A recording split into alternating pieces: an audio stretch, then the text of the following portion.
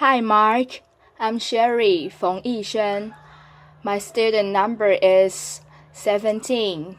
I'm a freshman and now I'm going to read a speech given by John McWhorter. And the title of the speech is Texting is Killing Language, JK.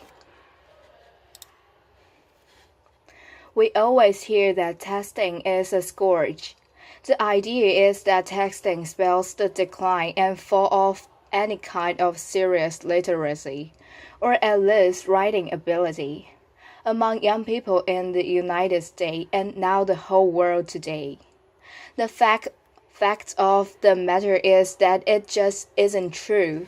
And it's easy to think that it is true, but in order to see it in another way, in order to see that actually texting is a miraculous thing, not just an energetic, but a miraculous thing, a kind of emergent complexity that we're seeing happening right now. We have to pull the camera back for a bit and look at what language really is, in which case, one thing that we see is that texting is not writing at all. What do I mean by that? Basically, if we think about language, language has existed for perhaps 150,000 years, at least 80,000 years. And what it arose as is speech. People talked. That's what we're probably genetically specified for. That's how we use language most. Writing is something that came along much later, and as we saw in the last talk, there's a little bit of controversy as to exactly when that happened. But according to traditional estimates, if humanity had existed for 24 hours, then writing only came along at about 11:07 p.m. That's how much of a later thing writing is. So first, there's speech, and then writing comes along as a kind of artifice. Now, don't get me wrong, writing has certain advantages. When you write, because it's conscious process, because you can look backwards, you can do things with language that are much less likely if you're just talking. For example, imagine a passage from Edward Gibbon's The Decline and Fall of the Roman Empire. The whole engagement lasted above 12 hours, till the gradual retreat of the Persians was changed into a disorderly flight, of which the shameful example was given by the principal leaders and the Serenus himself. That's beautiful, but let's face it, nobody talks that way, or at least they shouldn't if they're interested in reproducing. That laughter is not the way any human being speaks casually. Casual speech is something quite different. Linguists have actually shown that when we're speaking casually in an unmonitored way, we tend to speak in word packets of maybe 7 to 10 words. You'll notice this if you ever have occasion to record yourself or a group of people talking. That's what speech is like. Speech is much looser. It's much more telegraphic. It's much less reflective, very different from writing. So we naturally tend to think, because we see language written so often, that's what language is. But actually what language is speech. There are two things. Now, of course, As history has gone by, it's been natural for there to be a certain amount of bleed between speech and writing. So, for example, in a distant era now, it was common when one gave a speech to basically talk like writing. So I mean the kind of speech that you see someone giving in an old movie where they clear their throats and they go, ladies and gentlemen, and then they speak in a certain way which has nothing to do with casual speech. It's formal. It uses long sentences like this gibbon one. It's basically talking like you write. And so, for example, you're thinking so much these days about Lincoln because of the movie. The Gettysburg Address was not the main meal of that event. For 2 hours before that, Edward Everett spoke on a topic that, frankly, cannot engage us today, and barely did then. The point of it was to listen to him speaking like writing. Ordinary people stood and listened to that for 2 hours. It was perfectly natural. That's what people did then, speaking like writing. Well, if you can speak like writing, then logically it follows that you might want to also sometimes write like you speak. The problem was just that in the material, mechanical sense, that was harder back in the day for the simple reason that materials don't lend themselves to it. It's almost impossible to do that with your hand except in shorthand, and then communication is limited. On a manual typewriter, it was very difficult. And even when we had electric typewriters or then computer keyboards, the fact is that even if you can type easily enough to keep up with a pace of speech, more or less, you have to have somebody who can receive your message quickly. Once you have things in your pockets that can receive that message, then you have the conditions that allow that we can write like we speak. And that's where texting comes in.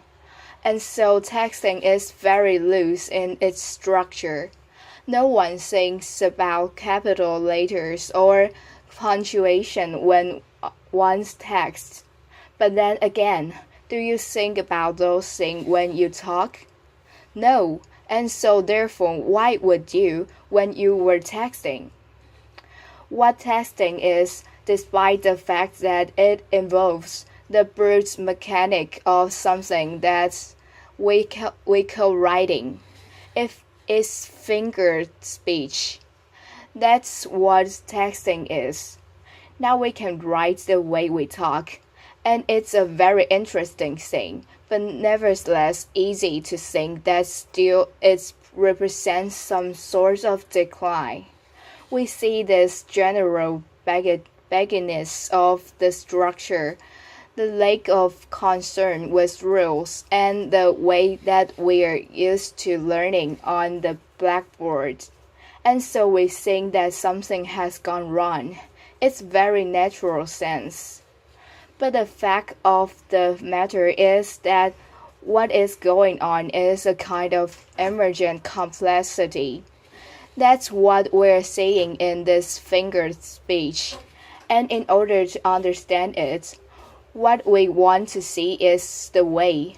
In this new kind of language, there is new structure coming up.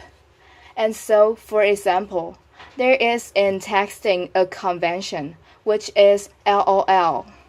Now LOL we generally think of as meaning laughing out loud. And of course, theoretically, it is. And if you look at older texts, then people use it to actually indicate laughing out loud.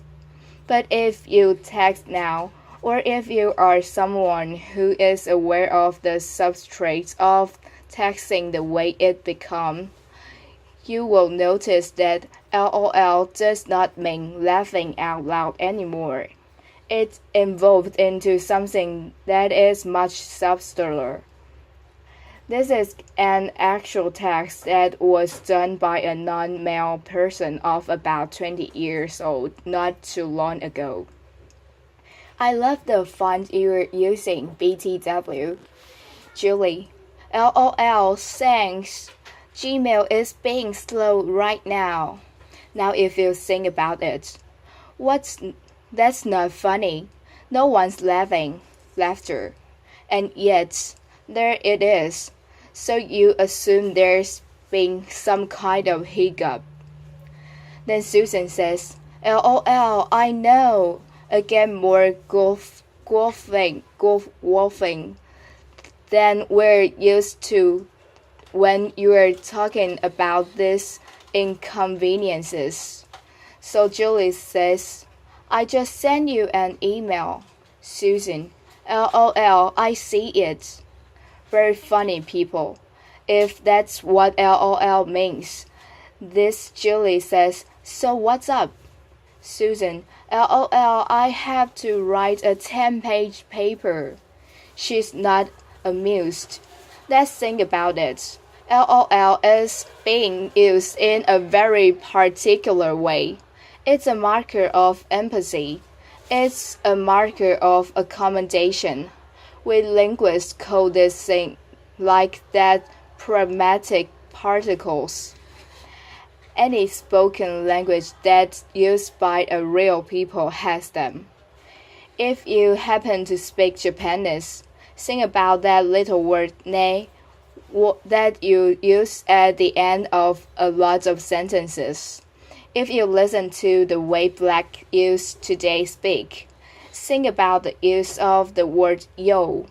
Whole dissertations could be written about it, and probably are being written about it. A pragmatic particle, that's what LOL has gradually become. It's a way of using the language between actual people. Another example is slash. Now we can use slash in the way that we were used to it. Along the lines of, we're going to have a party/networking session.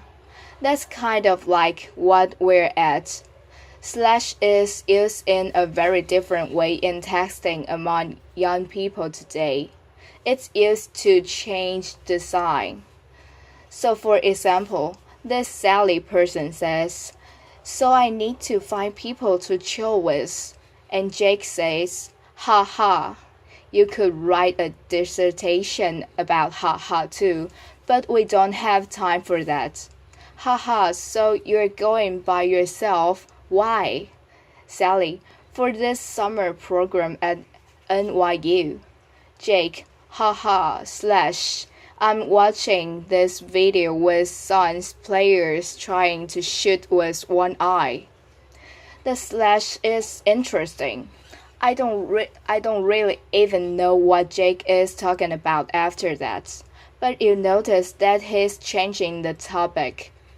Now that seems kind of mundane, but think about how in real life, if we're having a conversation and we want to change the topic, there are ways of doing it gracefully.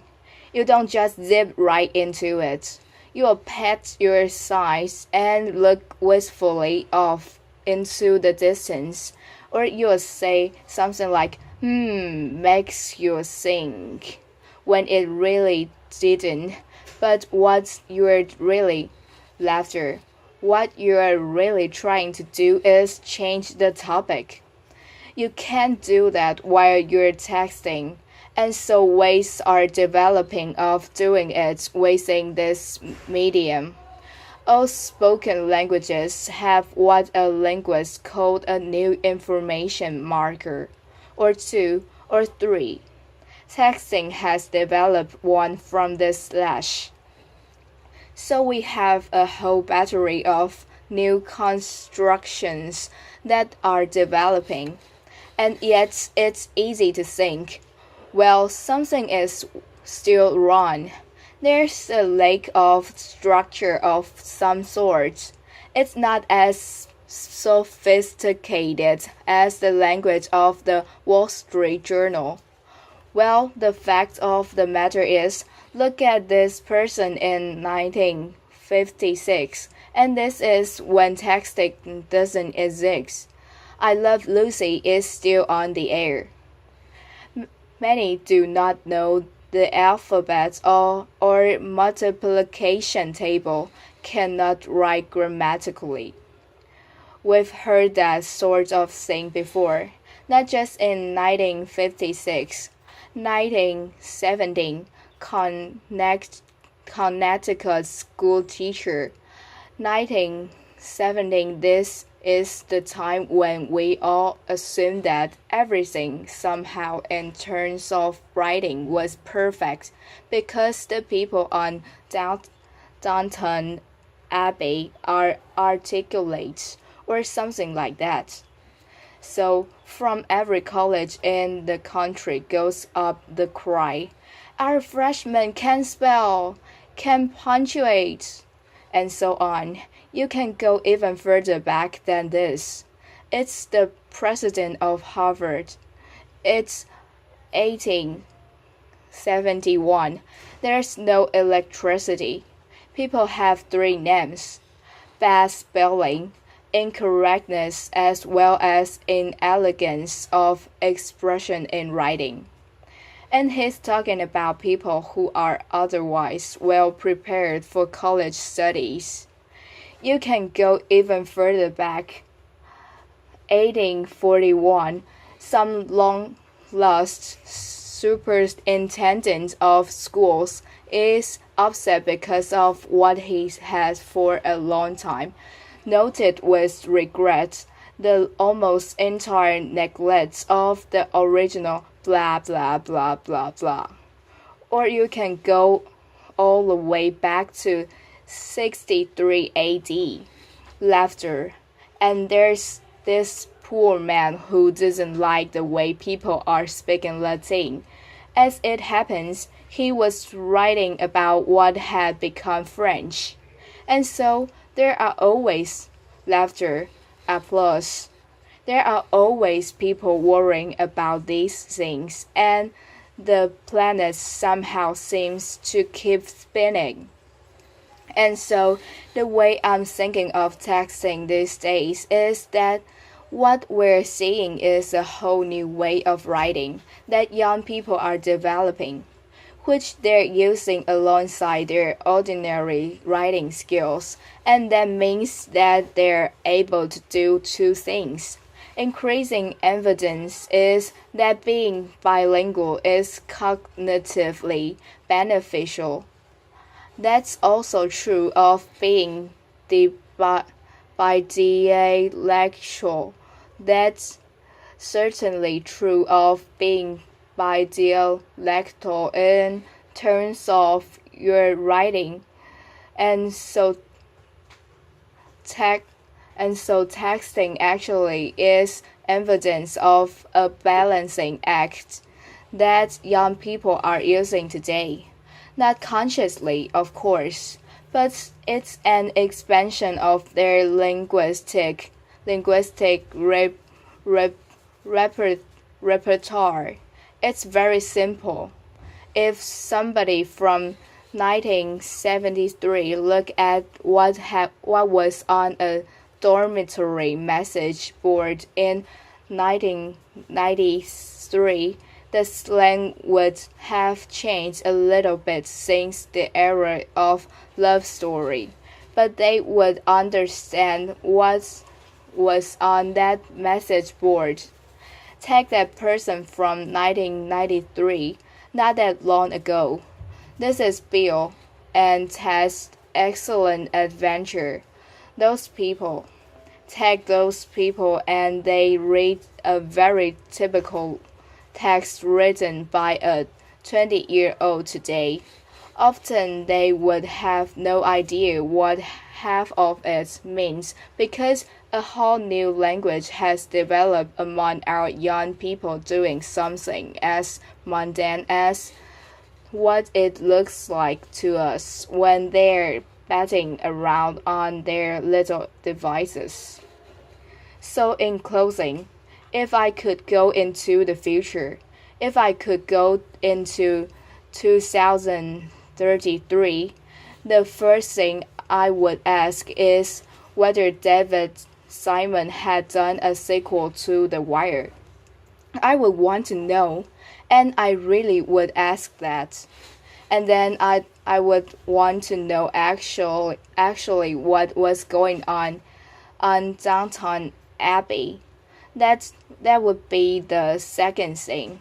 And then the third thing would be please show me a sheaf of text written by 16-year-old girls because I would want to know where this language had developed since our times, and ideally I would then send them back to you and me now so we could examine this linguistic miracle happening right under our noses. Thank you very much. Applause. Thank you. Applause.